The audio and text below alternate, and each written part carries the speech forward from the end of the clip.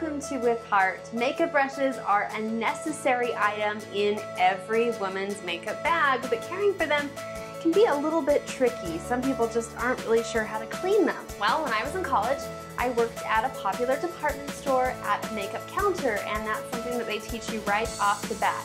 The way that I learned how to do it is very, very simple, and I've been doing it the same way ever since, and it's been working for me all these years. So let's get started. The first thing I want to do is wash my hands because I think it's really important to start with a clean slate.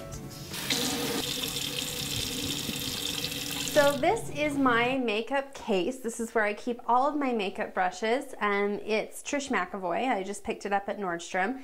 So as you can see, my makeup brushes gather a little bit of dirt back here. So we're not only going to clean the brushes today, we're also going to clean the case. So the first thing you're going to need is just a basic gentle shampoo. Now I use baby shampoo because with a 1-year-old, I've got plenty of that lying around. So what I'm going to be using is Burt's Bees baby shampoo. The next thing you're going to need are some paper towels, and I think it's a good idea just to bring in the entire roll because you're going to go through a lot of paper towels just to keep it sanitary. So a roll of paper towels.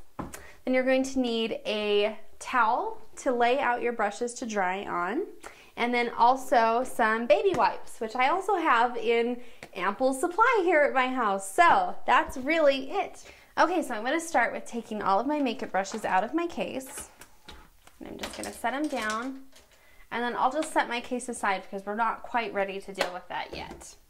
So then I'm going to take some paper towels, and you want quite a few, and by quite a few I mean quite a few.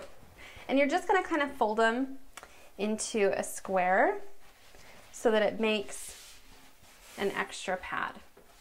I'm just going to start with my foundation brush and get the water temperature so it's just right around a warm level. You don't want it to be too hot. You're going to take some of your shampoo and you're going to lay it down, squeeze it onto the paper towel, and then take your brush, you're going to give it a good wet, get it really, really, really wet, and then you're just going to start brushing it into the paper towel. And look at all of that foundation coming out of my brush. You don't realize how much makeup builds up on your brushes until you start to do this, and then you'll just be amazed. So I usually do this process about twice the first time with the brush, just to get it really, really saturated with the shampoo, and then you rinse.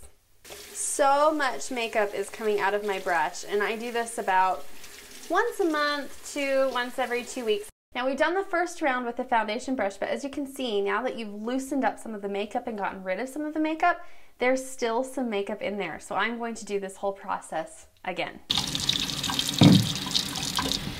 Okay, so now I've done this one twice. I've washed this brush twice, and I can still see a tiny bit of foundation down here at the base of the brush, which is a common place for makeup to build up. So I'm going to do it one more time, but what I'm going to do this time is I'm going to use my hand rather than using the paper towel so that the soap doesn't absorb quite as much into the paper towel, because I'm trying to get that foundation that's built up just right at the base of the hair on the brush. And as you can see, more foundation is still coming out even though I have done this 3 times.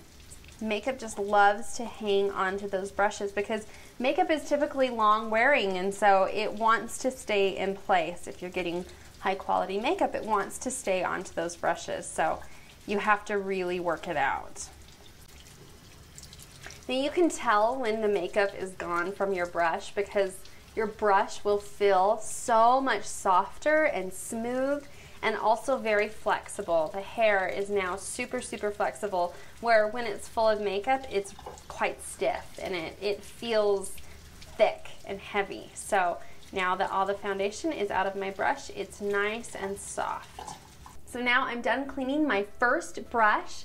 It's nice and soft, and I'm gonna squeeze it out, get all the excess water out of it, and then I'm just going to lay it down on the towel to dry. And usually I usually like to wait overnight, so when I'm cleaning my brushes, I'll do this right before I go to bed or right after my last makeup application, and then I'll just let them dry overnight. And then you wake up in the morning and your brushes are nice and fresh and clean for you to use. So just gonna let this one dry while I start cleaning the rest of my brushes.